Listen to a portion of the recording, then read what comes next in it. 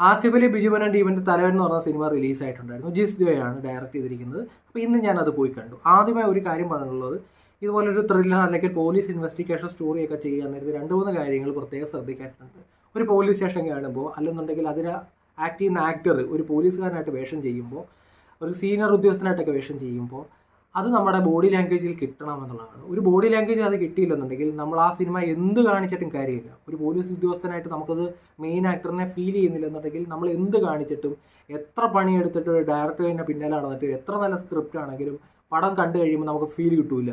എന്നാൽ ഈ സിനിമ കാണാൻ നേരത്തെ ആസിഫ് അലി ഒരു സബ് ഇൻസ്പെക്ടറായിട്ടാണ് കാണിക്കുന്നത്. ഒരു പുതിയൊരു സബ് ഇൻസ്പെക്ടർ, ഒരു സർവീസ് കയറിയ 1.5 വർഷമായുള്ളൂ സർവീസ് കയറിയിട്ടുള്ള ഒരു സബ് ഇൻസ്പെക്ടർ. ആ ഒരു സബ് ഇൻസ്പെക്ടർ റോള് കൃത്യമായ രീതിയിൽ അതിൻ്റെ ബോഡി ലാംഗ്വേജിലും നടത്തുമായാലും മുഖത്ത് വരുന്ന ഭാവമാണെന്നുണ്ടെങ്കിലും ഒരു സബ് ഇൻസ്പെക്ടറായിട്ട് ആസിഫ് അലിയെ ഫീൽ ചെയ്യുന്നു എന്നുള്ളതാണ് ഈ പടത്തിൻ്റെ ആദ്യത്തെ പ്ലസ് പോയിന്റ്. 2, ബിജു മേനോനെ നമുക്കറിയാലോ, ഭയങ്കര എക്സ്പീരിയൻസ് ആയിട്ടുള്ള ആക്ടറാണ്.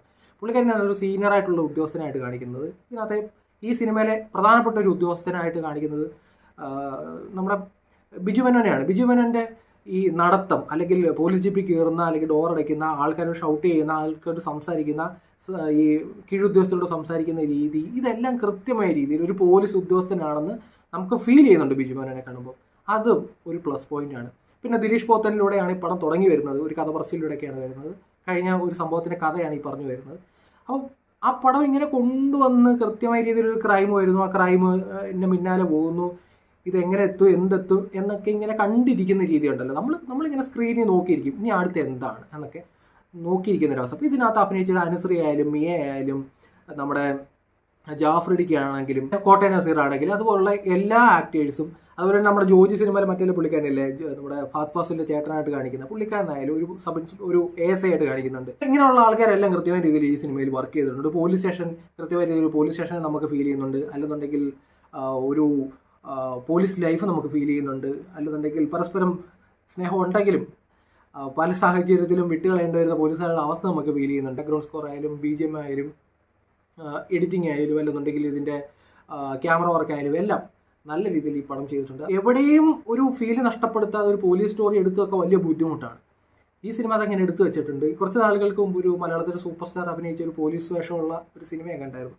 ആ സിനിമയിൽ എല്ലാം രസമായിട്ടൊക്കെ വന്നു. ലാസ്റ്റ് ക്ലൈമാക്സ് വന്നപ്പോൾ ACPക്ക് തോളത്ത് 2 സ്റ്റാറേ ഉള്ളായിരുന്നു. സൂപ്പർ സ്റ്റാർ 2 തോളത്ത് സ്റ്റാറോട്ട് അയക്കുന്നു. 3 സ്റ്റാറൊക്കെ വെച്ചുകൊണ്ട് മറ്റൊരു ഉദ്യോഗസ്ഥനായിട്ടുള്ള റോളിൽ വരുന്ന ഒരാൾ വന്നിട്ട് സല്യൂട്ട് ചെയ്യും. അപ്പോൾ അത് കാണാൻ നേരത്ത് നമുക്ക് കോസ്റ്റ്യൂം ഡിസൈനിൻ്റെ ഭാഗത്ത് എന്തോ ഒരു പിശക്ക് പറ്റിയതാണ്. പക്ഷേ അത് കാണാൻ നേരത്ത് നമുക്ക് ഫീൽ ചെയ്യുന്നത് ഇത്രയൊക്കെ കൊണ്ടുവന്നിട്ട് പടം ഒരൊറ്റ സെക്കൻഡിൽ നശിപ്പിച്ച് കളഞ്ഞല്ലോ എന്നത്. അതുപോലെ ഇതിപ്പോൾ പോലീസിൻ്റെ പടങ്ങളൊക്കെ ചെയ്യാൻ നേരത്ത് ആ ആക്ടറിൻ്റെ ബോഡി ലാംഗ്വേജിലോ, അല്ലെന്നുണ്ടെങ്കിൽ പോലീസ് സ്റ്റേഷനിലെ ആ സന്ദർഭങ്ങളിലൊക്കെ ചെറിയ മാറ്റങ്ങൾ വന്നു കഴിഞ്ഞാൽ, നമുക്ക് എല്ലാവർക്കും പോലീസ് സ്റ്റേഷനൊക്കെ കണ്ടിട്ടുള്ളത് കൊണ്ട് തന്നെ ചെറിയ മാറ്റങ്ങൾ വന്നു കഴിഞ്ഞാൽ തന്നെ ആ സിനിമ ഒരു മോശമായിട്ട് നമുക്ക് ഫീൽ ചെയ്യും. അതുകൊണ്ട് മിയ വളരെ ചെറുതാണെന്നുണ്ടെങ്കിൽ അവർ നടക്കുന്ന രീതിയൊക്കെ ഉണ്ട്. അതിനകത്തൊരു ആക്സിഡൻറ്റിന് ശേഷം അവർ നടക്കുന്ന രീതിയൊക്കെ ഉണ്ട്. നല്ല രീതിയിൽ മിയയുടെ ക്യാരക്ടർ കൊണ്ടുപോകുന്നുണ്ട്. നല്ലൊരു പെർഫോമൻസ് ഉള്ള നല്ല പടമാണ്. നിങ്ങൾക്ക് ത്രില്ലർ പടങ്ങളിലേക്ക് ഒരു ഇൻവെസ്റ്റിഗേഷൻ സ്റ്റോറി ഇഷ്ടമാണെന്നുണ്ടെങ്കിൽ ടിക്കറ്റ് എടുത്ത് നേരെ പോയി സിനിമ കാണുക. കാരണം ഇതുപോലുള്ള പടങ്ങളൊക്കെ ഇങ്ങനെ എത്തിക്കാൻ വലിയ ബുദ്ധിമുട്ട്.